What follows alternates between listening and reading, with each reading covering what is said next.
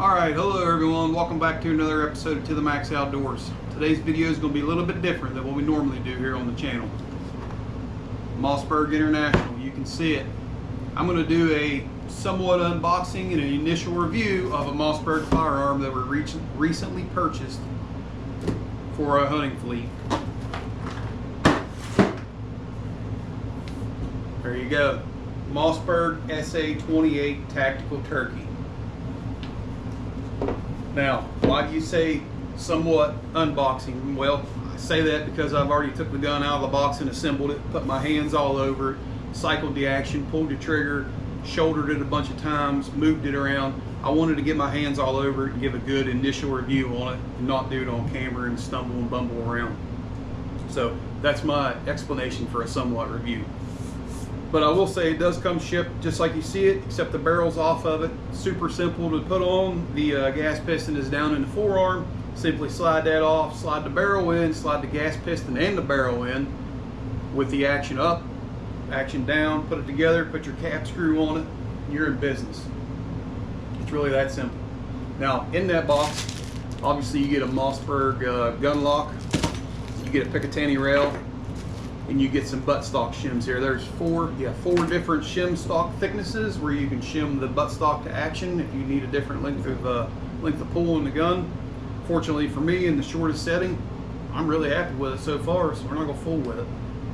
Now, why 28 gauge? Well, because after me harvesting a Jake this past spring with the 410, which right here we are, 410 10 shot. I'll plug that video right there. I took this little 410 10 shot, 35 odd-ish yards. I'm not real sure exactly, I'll tell you in the video. 30 some yards. I knocked that turkey off its feet. Now granted, it wasn't a big old Tom, 25, 26 pound Tom. It was a Jake in that 12, 13 pound range, somewhere in there. There again, I'll probably tell you in the video, and I don't remember off the top of my head, and I didn't write the weight down. But anyways, I shot that turkey through a woven wire fence with 10 shot out of a 410, busted it up off its feet. I've sold sub-gauge, sub-bore turkey hunter. It's me. I'm all about it now. So this 28 gauge was a no-brainer for me, especially in the fact that I have a Mossberg 535 and a 12 gauge that I've had, I'm going to say better part of 15 years, maybe longer. I'm not sure. I tried looking up the receipt for when I bought that gun and I don't have it. I know that I bought that gun when they first come out, when Mossberg first come out with that 535 series, and it's a tactical turkey, or it's a turkey purpose gun. I've paddled my boat with that gun. I've beat greenbriers down with that gun. I've beat grapevines out of the way. I've slid down through laurel thickets. I've done everything you can imaginably think with that gun, and I have not affected the finish on that 12 gauge at all. So I did not hesitate to buy another camouflage gun. Sometimes camouflage stuff doesn't hold up very well, especially in this price point. These aren't meant to be high-end guns. These are hunter's guns. These are meant to be taken out and beat around. So the finish on this mossy oak green leaf finish that it has on it, I was a huge fan of it anyways. So I don't hesitate to buy it. I know it's going to hold up. I know Mossberg, however their prepping and stuff is legit. At least it is on that 15, 20-year-old gun that I have. So that's not an issue of mine.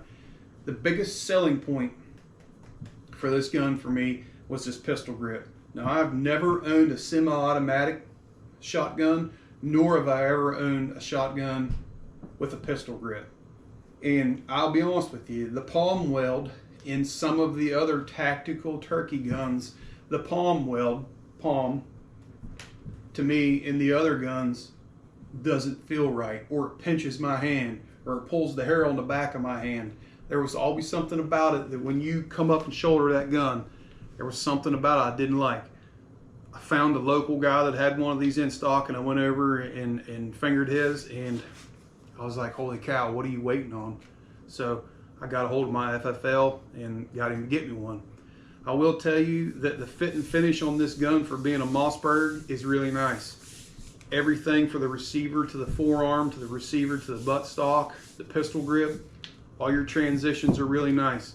This palm weld area in here, where it transitions from this like rubber overmold into the buttstock, is phenomenal. Did a hell of a job there, Mossberg. Good job. But the biggest thing I like about this is when I'm shouldering this gun, my hand and palm welds up in there like it's supposed to. My fingers naturally go around the pistol grip part in those over in the molds for that, and then I'm right on target where I need to be. It's one of those guns that when I shoulder it, oh yeah, I like it. That's what I like about it. Now this Tactical Turkey, this model here, like I said, it's a 22-inch Tactical Turkey. It comes with a dead ringer, gobbler stopper, turkey stopper style sight on it, and you can see it there. It has the circle in the back and the dot in the front. There again, I like it. I think they work very well. I'm reflex now. I've got myself into this reflex stuff, and I'll have a reflex sight on this. I like the idea of that, and it might work out well for a lot of people. I'm going to add a reflex to it. It's drilled and tapped. It's 4 places drilled and tapped. Like I said, it comes with a Picatinny. I'm going to put the reflex on it. It's that much. It lets me fine tune that gun just a hair more because I can get a real fine dot out of that reflex. So, you know, that's for another day to talk about, but that's just my personal preference. But overall, like I said, initial review, unboxing, fit and finish. This does have a Mossberg extra full choke in it. And in the past, the Mossberg chokes have been really good.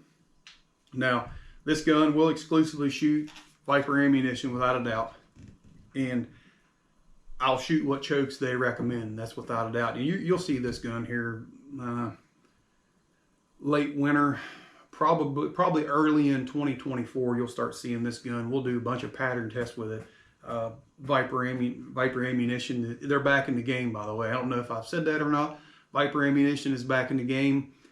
Give him a little bit of time. He's building some stock up, but I hope that it works this time, and I'm going to do everything I can do to show you guys what 410, 28, 20, and 12 gauge do. I have all 4 of those guns in turkey purpose guns. I have the access to chokes, or have the chokes for all 4 of them. I'm going to show you what Viper ammunition can do. And why I say sub-bore, sub-gauge turkey hunting guns. If you have a child or a female or anybody that's recoil sensitive, don't put them behind the 12 gauge with an 1 3/4, 2 ounce load and let them knock it off like a donkey. That's what these sub gauges are awesome. I'm a bigger fella, and that 410, I absolutely love it. It's zero kick. This 28 gauge, I'm sure, being a semi-automatic especially, it's not going to hurt at all. This is what you need to start somebody off with, is a 410 or 28. Yeah, the rounds are more expensive without a doubt, but when you can get, well, you can't see them because they're behind the camera, but I have all my targets hanging up here. When you can get 60, 80, 100 rounds at 20 yards on a 10-inch target, game over. Why would you not do that? And there's zero recoil. You're not going to have any flinch out of a kid or out of a woman or even somebody that's brand new to hunting. Even it doesn't have to be a smaller person, maybe even an adult that's just recoil sensitive. I mean, there's people like that. Some of us are just retarded and shoot big calibers just because we say we can. But nevertheless, check one out. That's the reason I'm doing this right now, because you're going to see this gun on the channel here very shortly. I'm passionate about fall turkey hunting just as passionate as I am about spring turkey hunting. You're going to see this gun in the woods here in less than a month now. I'm fortunate enough here in West Virginia, we have multiple splits, or we have multiple counties. Out of our 55 counties, we have multiple counties that have split turkey seasons. And I'm fortunate to have areas to hunt in every county. Well, I should say every one of my areas that I have to hunt in this state are in a county that I can turkey hunt in. So hopefully I can get 3, maybe 4, 5 weeks of opportunity to turkey hunt. I'm not going to say I'm going to hunt all 5 weeks of turkey. That's not what I'm saying. I'm saying is I should have ample opportunity to bring a turkey on the ground with Viper ammunition and this Mossberg SA28 before you get to see me putting this gun on paper and talking about what kind of reflex sight I'm shooting and the whole setup. So that's my reasoning for that. But you know, and then there again, somebody that maybe doesn't fall turkey hunt but loves a spring turkey hunt, find a deal on one of these guns. Go handle one at your local Bass Pro, Cabela's, your local mom and pop gun shop. Go put your hands on one of them. I'm telling you, you're going to be impressed. For for the money, for the semi-automatic, for the shoulderability of the gun, for the weight of the gun, the smoothness of the action. This changed the game for me as far as being light. You know, that 12 gauge lugging on your shoulder after the end of the day, buddy, you know it's there, you know, and this gun here is just that much more nimble. Like I said, it shoulders up. That's one-handed. I'm holding this gun one-handed and still target. I'm still on target. Find a deal on one of these. You know, if you're not a fall turkey hunter, you got enough months to find a deal on one. Hell, find one used even.